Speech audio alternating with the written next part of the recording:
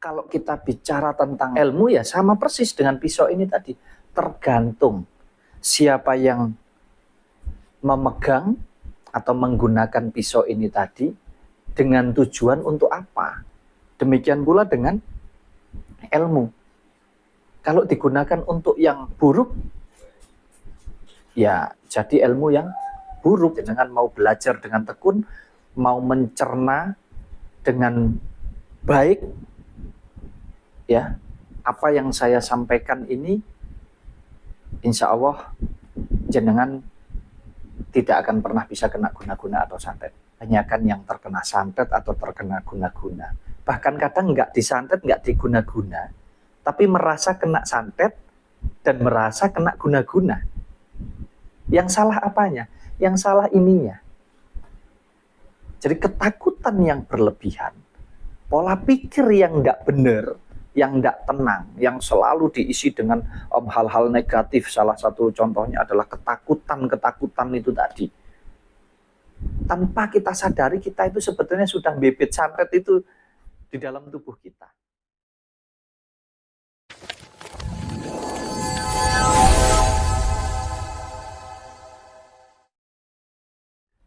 Assalamualaikum warahmatullahi wabarakatuh. Salam sehat dan bahagia selalu untuk kita semua. Rahayu, rahayu, rahayu. Dulur-dulur Sinaurip, pada malam hari ini saya mencoba untuk menjawab ya pertanyaan daripada dulur-dulur Sinaurip yang sebetulnya pertanyaan ini sudah pernah saya jawab ya di video saya yang waktu masih awal-awal, tapi mungkin dulur-dulur Sinaurip ingin mendengarkan lebih detailnya ya sekarang ini dari saya. Insya Allah akan saya uraikan yaitu pertanyaan tentang ilmu hitam atau santet atau guna-guna ya, yang mana memang menurut banyak sekali khalayak ini memang benar adanya tentang santet, tentang guna-guna, tentang ya intinya tentang ilmu hitam, ya. Nah, mungkin sebelum saya masuk ke pokok daripada pembahasan kita tentang santet atau guna-guna atau ilmu hitam, mungkin saya ingin sedikit memberikan uraian atau penjelasan bahwa kalau kita bicara tentang ilmu, sebetulnya tidak ada ilmu itu hitam, putih, merah, hijau, kuning, itu tidak ada. Itu hanya istilahnya bahasa-bahasa yang diciptakan oleh manusia, oleh masing-masing individu. Nah, kalau pada hakikatnya sendiri kita bicara tentang ilmu, itu tidak ada ilmu hitam atau ilmu putih dan lain sebagainya. Ya, sekali lagi ilmu itu adalah sebuah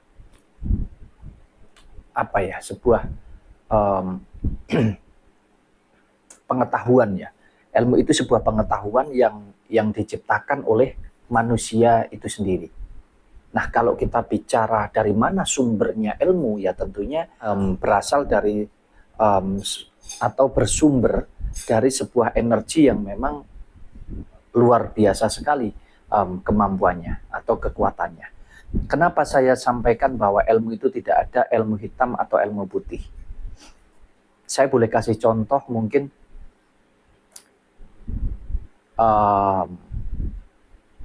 pisau ya, pisau saja, pisau atau senjata tajam ya.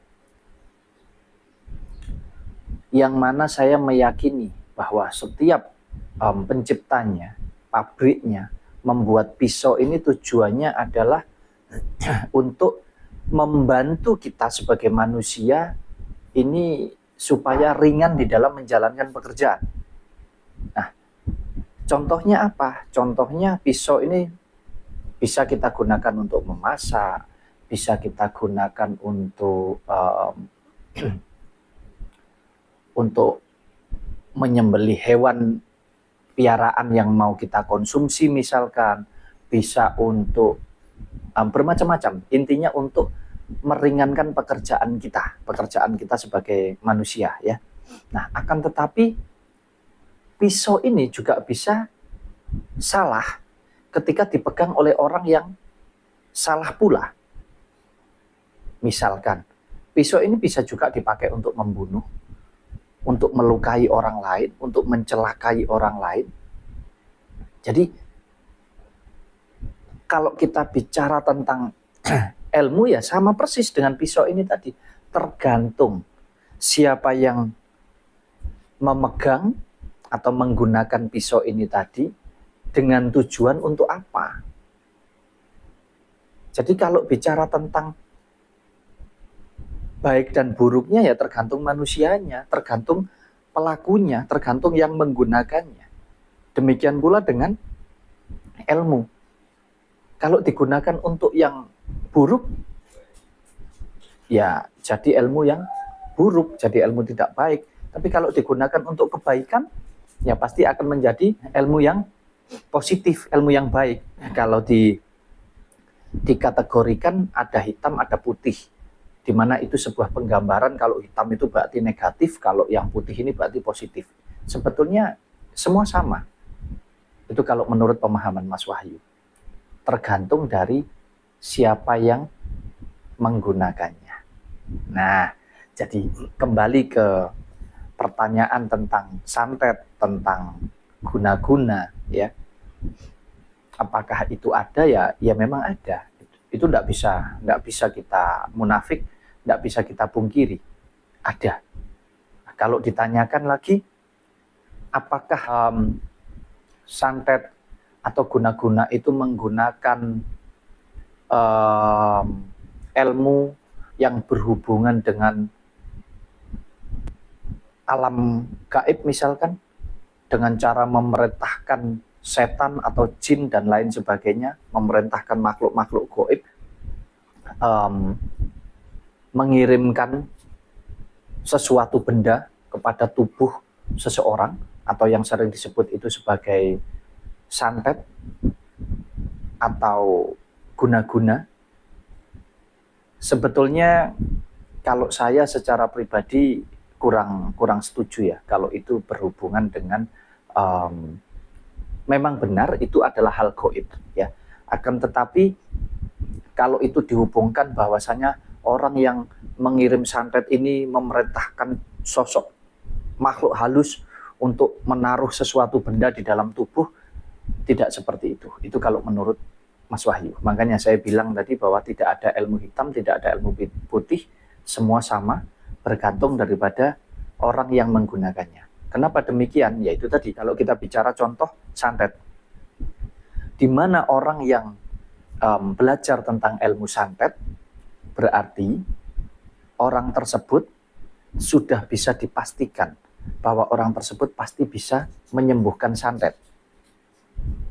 Paham ya? Jadi ketika seseorang mempelajari ilmu tertentu, misalkan ilmu santet, bagaimana cara mengirimkan santet kepada seseorang, secara otomatis pula berarti dia mampu untuk menghilangkan atau mengembalikan santet yang sudah diterima oleh seseorang. Jadi istilahnya nek iso ngirim berarti ya iso buang. Kalau mampu menaruh santet misalkan di tubuh saya, berarti orang tersebut juga mampu menyembuhkan santet itu dari tubuh saya. Lah secara logika berarti kalau mau digunakan yang baik, ya orang tersebut mampu membantu untuk saudara-saudara kita yang terkena santet agar bisa disembuhkan.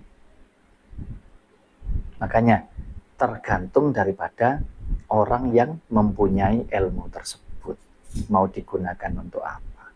Demikian pula dengan guna-guna dan lain sebagainya, yang ada hubungannya dengan pekerjaan, ada hubungannya dengan percintaan, ya, asmara, ada hubungannya dengan, iya, intinya sakit hati lah, intinya sakit hati.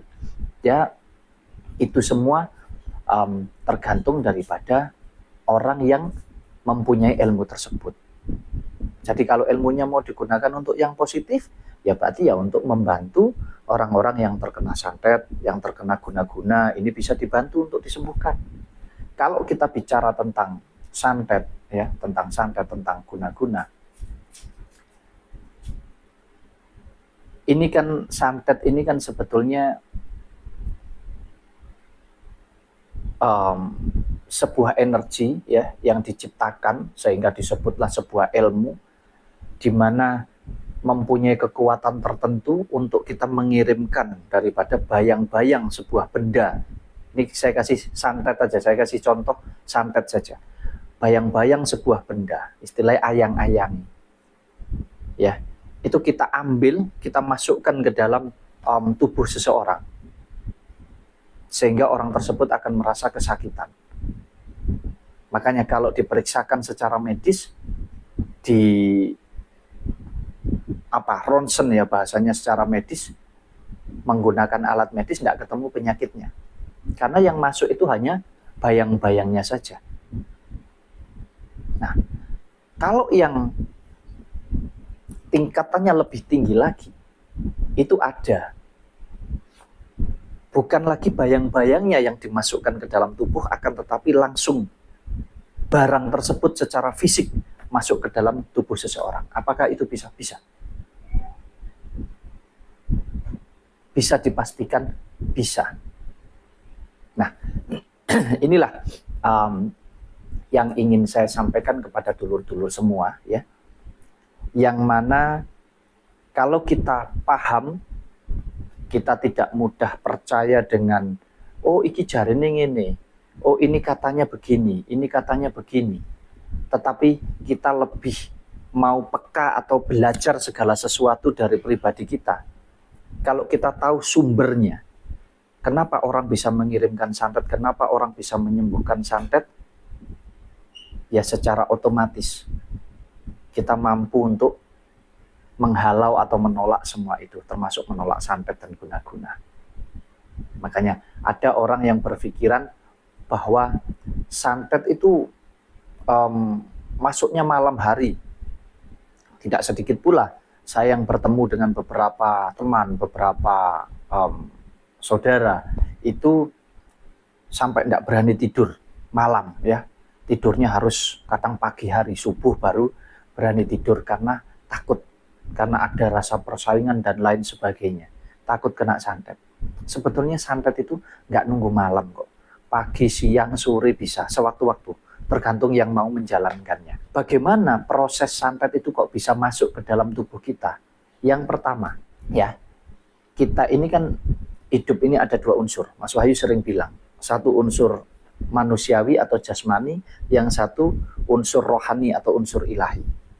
Kita punya pintu kehidupan itu ada dua ini. Yang mana pintu secara manusiawinya terletak ada di dalam otak kita, di pola pikir kita, dan pintu yang kedua yang bersifat ilahi ada di dalam roso atau hati kita. Nah, kalau kita sudah paham ini, kita tidak akan pernah bisa kena guna-guna, ataupun kita tidak akan pernah bisa kena santet. Saya pastikan. Makanya kalau jenengan-jenengan mau belajar dengan tekun, mau mencerna dengan baik, ya, apa yang saya sampaikan ini, insya Allah jenengan tidak akan pernah bisa kena guna-guna atau santet. Bagaimana caranya? Kan sudah jelas, pintunya ada dua. Ada di dalam pola pikir dan ada di dalam roso atau hati kita. Kalau kebanyakan yang terkena santet atau terkena guna-guna, bahkan kadang nggak disantet, nggak diguna-guna, tapi merasa kena santet dan merasa kena guna-guna. Yang salah apanya? Yang salah ininya. Jadi ketakutan yang berlebihan, pola pikir yang nggak benar, yang tidak tenang, yang selalu diisi dengan hal-hal negatif. Salah satu contohnya adalah ketakutan itu tadi. Tanpa kita sadari, kita itu sebetulnya sudah bibit santet itu di dalam tubuh kita. Jadi nggak usah disantet pun rasanya udah kena santet. Begitu kita berobat, apalagi berobatnya ke orang yang ngakunya orang pinter, tapi nggak pinter sama sekali. Akhirnya dibilang, Anda ini kena santet, dapat kiriman dari sini. Oh iya benar. Kita semakin takut. Terus orang tersebut nggak bisa menyembuhkan. Atau kalau enggak, kita ini dimanfaatkan. Makanya, jangan, ya, pesannya Mas Wahyu, tetap gunakan akal budi kita, gunakan hati kita. Kalau kita berobat, masuk akal enggak ini pengobatannya? Kalau enggak masuk akal, enggak usah. Ya, enggak usah. Berobat ke medis, berobat kemanapun boleh-boleh saja, tapi harus yang masuk akal. Dinalar dengan akal sehat kita ini, masuk enggak? Kalau enggak masuk, enggak usah. Boleh kita berikhtiar, kalau ikhtiarnya salah, ya malah salah kita nanti. Ya, rumusnya cuma pola pikir kita ini loh. Makanya pikiran kita ini harus selalu senantiasa di posisi yang benar. Istilahnya berpikir yang positif. Sehingga kita itu tidak mudah sekali dimasuki oleh baik itu perkataan, baik itu melalui apa yang kita lihat, melalui apa yang kita dengar, itu tidak mudah kita terpengaruh.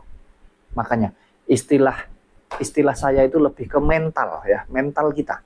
Mental kita udah harus loss sudah. Tidak boleh kita takut dengan hal-hal yang seperti itu.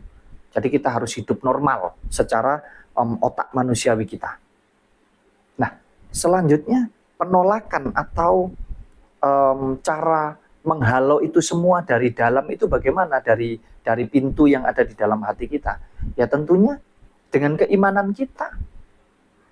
Masukkan rasa kita ke dalam energinya Gusti Allah ini tadi. Tidak boleh ada ketakutan, tidak boleh ada keraguan di sana.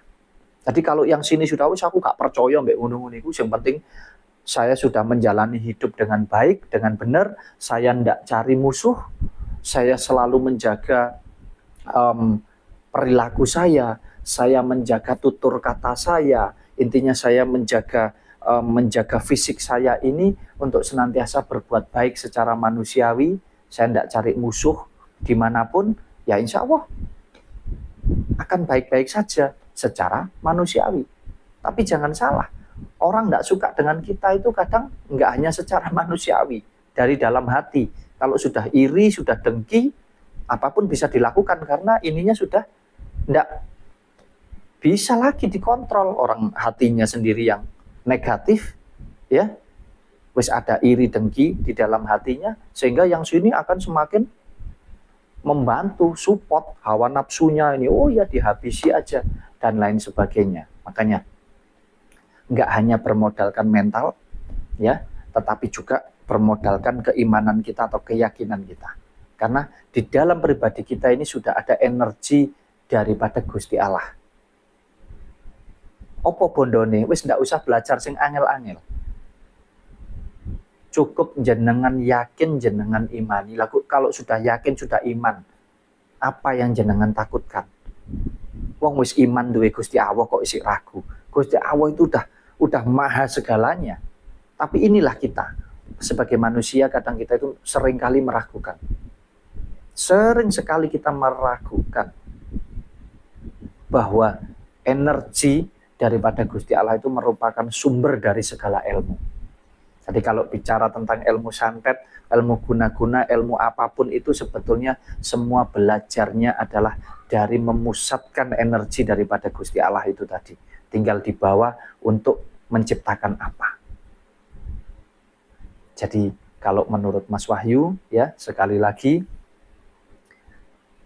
santet itu memang ada, guna-guna itu memang ada, akan tetapi kita tidak perlu takut dengan semua itu, ya.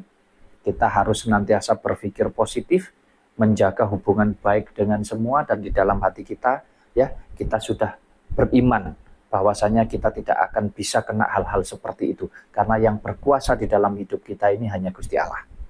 Tetapi kita tidak boleh sembrono, makanya kita harus senantiasa menjaga hubungan baik dengan semua, ya, Makanya tidak boleh kita itu ceroboh di dalam berperilaku, bertutur kata, ya, agar semuanya bisa berjalan dengan baik. Nah, sekali lagi, tidak ada ilmu hitam, tidak ada ilmu putih, tergantung dari manusianya. Nah, kalau dikembalikan kepada kita juga demikian, tidak ada ilmu apapun yang bisa mencelakai saya, karena saya ini adalah gambaran daripada Gusti Allah.